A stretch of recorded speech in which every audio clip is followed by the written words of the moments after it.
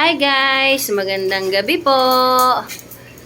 Ito lang po ang kaganapan ng mga aso ko pagka nagkukulitan na sila.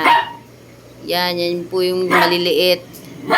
Sobrang kukulit po niyan.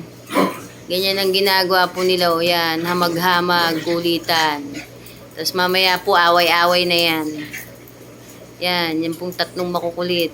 Ayun, may isang sumali pang malaki. Irritable po yan pag nagkukulitan na yung tatlong maliliit.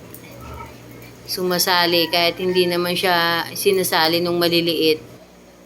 Yan, ganyan po sila.